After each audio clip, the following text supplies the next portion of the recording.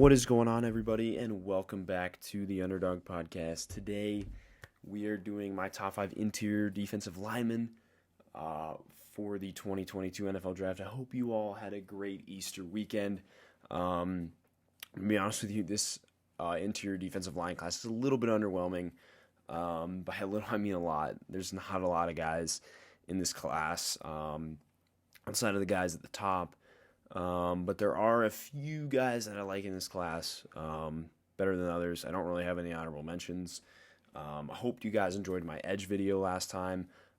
So today we will have IDL. Tomorrow will be linebackers. Thursday will be corners. And then Friday will be safeties. And then next week I will have my mock draft 3.0. And then Thursday I will have like a little intro before the draft. And then first round draft grades will be up Friday morning. So let's get right into this. My number 5 interior defensive lineman is Logan Hall from Houston. Logan Hall definitely got like first round buzz like before the combine, and then it kind of like teetered off after that. I think, he's actually an intriguing prospect out of Houston, mainly because he's really long for a defensive tackle. I mean, he had really long arm measurements at the combine, and a lot of times guards have smaller arms, so not many guards can match that. He's got a really good bull rush that just like was walking guards back play after play. Really good at like pushing the pocket as an interior defensive lineman, and he has an attacking mentality. He's always on, he's always trying to go through you. There's really no finesse to this game. He's just a straight power rusher. I think since he's so tall at 6'6", though, it's really hard for him to play with any leverage and like get low and use his lower body. He's just like using his reach to be able to run through guards. His hands aren't as active as you like. I think he kind of engages initially, and then you just kind of see like him like drown off. And then he needs to work counter moves off of his bull rush to continue the charge. He had good production last year after not really playing a ton. I mean, he played 300 plus snaps both in 2019 and 2020, but he played a lot more in 2021 with 513 snaps, including 296 pass rush snaps and 217 against the run, with 7 sacks and 10 TFL. So he is both a very good run defender and decent pass rusher. His length's really good. He can play a 3 to 5 tech, so he can play either in a 4-3 as a D tackle or a 3-4 as a defensive end. He could play in either of those. He has ideal frame for both of those. I think he lined up more as in Houston as over the B gap, so as a defensive tackle in a 4-3 scheme is probably his best fit. It's his most comfortable, although he did grade out highest as an over the tackle defensive end. So he can maybe play some outside as well, and maybe a run defense package, and then move inside for pass rush downs.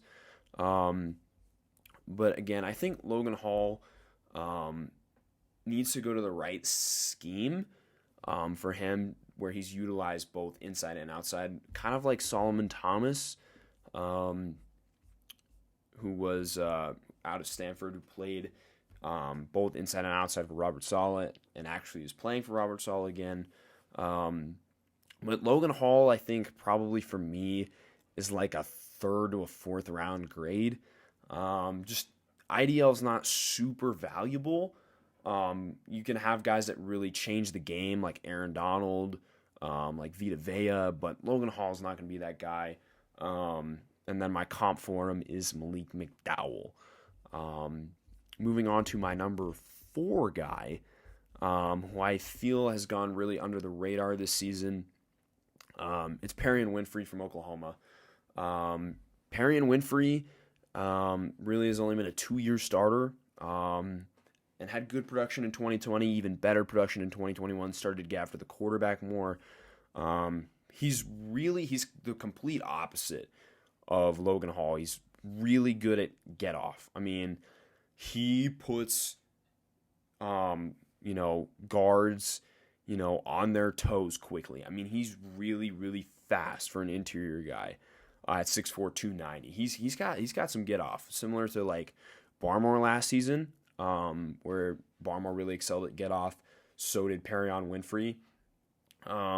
He does have like good range. I mean, he's a fast dude, and can, once he sheds that block, especially on stretch plays, you saw this around toss, he was really getting after it. I mean, he was really, chasing down those running backs from behind and getting sideline to sideline. I mean, it was impressive how fast he was moving. And then he's also really long, strong arms, and it gives him, again, versatility in the alignment.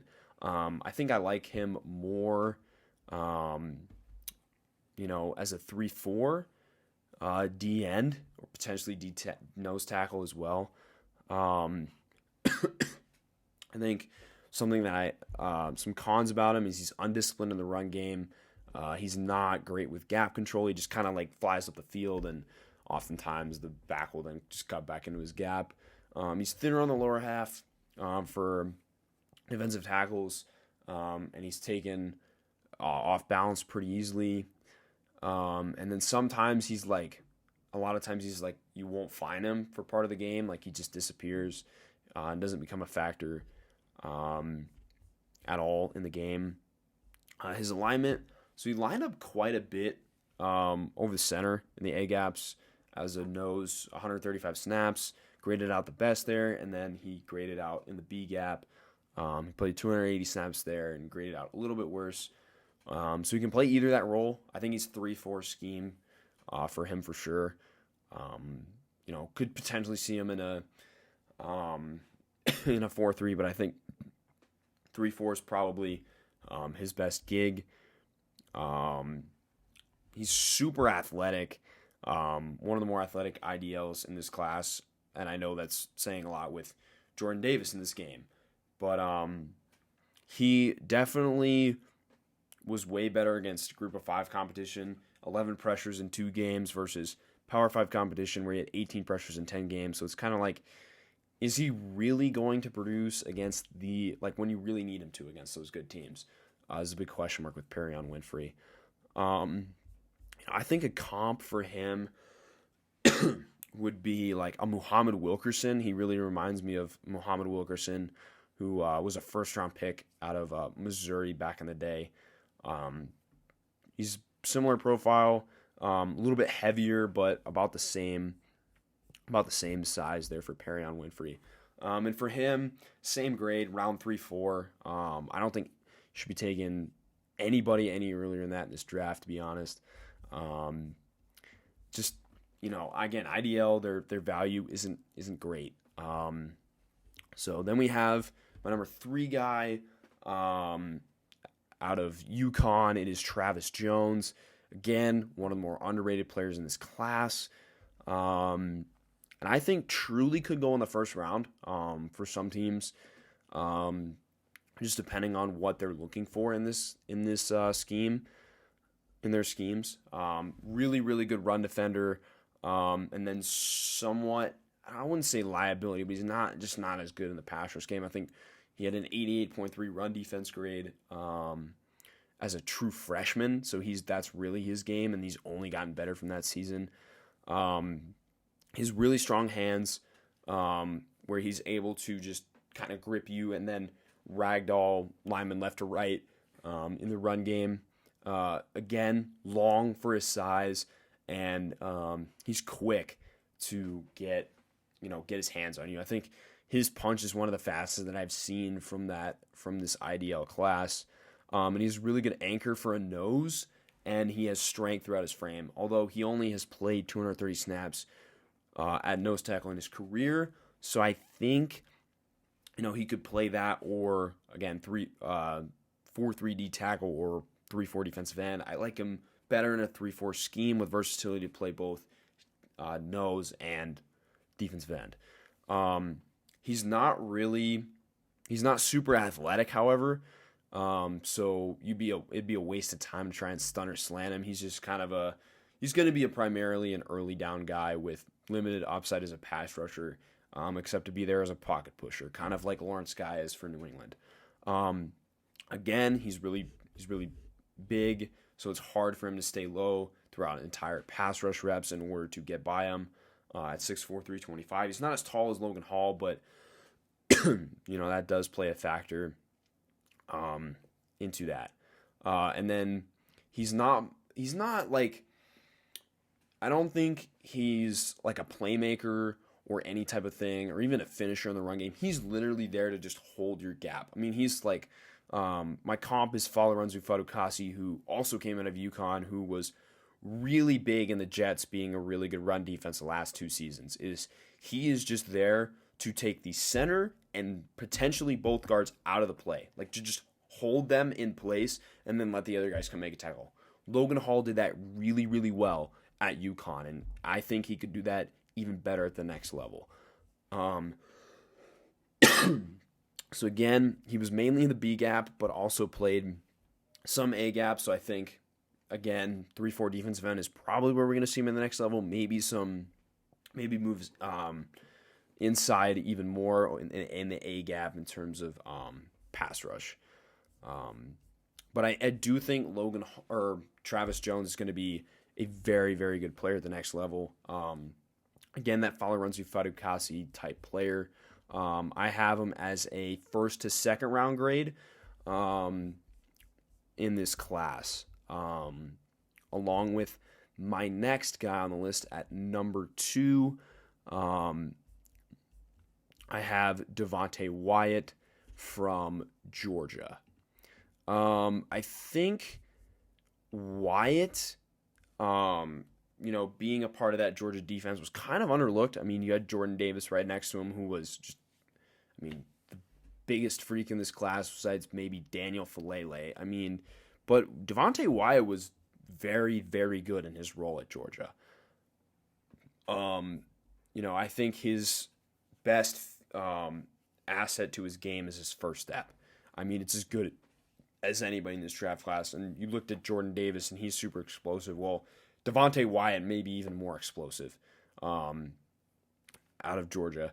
I think his cornering ability for defensive tackle, you just don't often see. Like, he could get around guards, kind of like how edge rushers get around tackles on the edge, and then he can bend back towards the quarterback. It was actually really impressive to see him do that.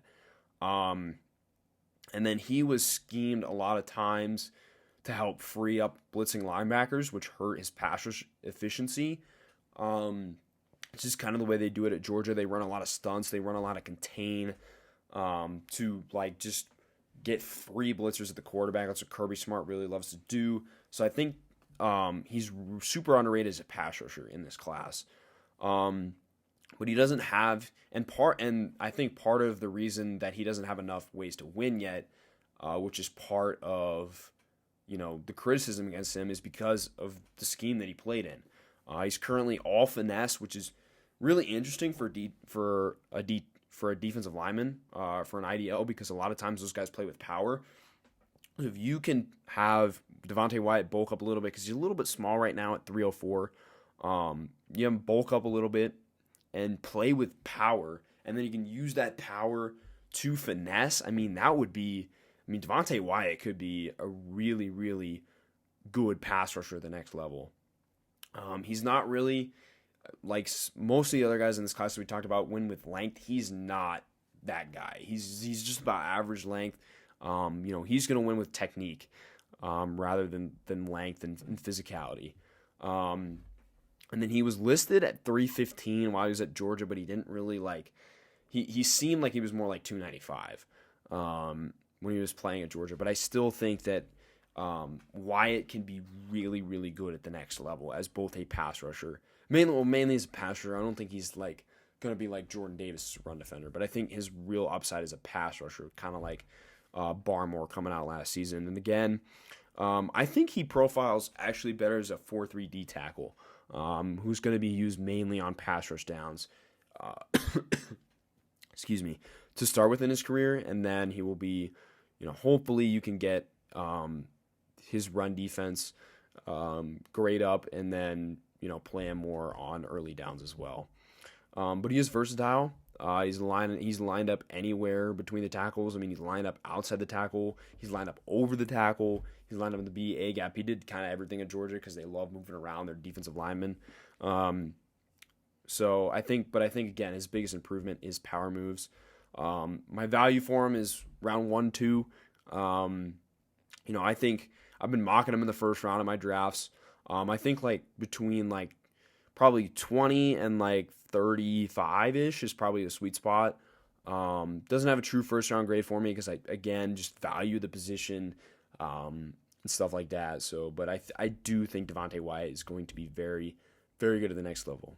And then at number 1, I have his teammate at Georgia, who absolutely just killed at the combine, was just ridiculous, man. It's Jordan Davis from Georgia. This dude is he's comically large, man. I mean, how does a dude that's 6'6", 340 run faster 40 time than Jarvis Landry? I mean, that's crazy to me, man. That's crazy to me.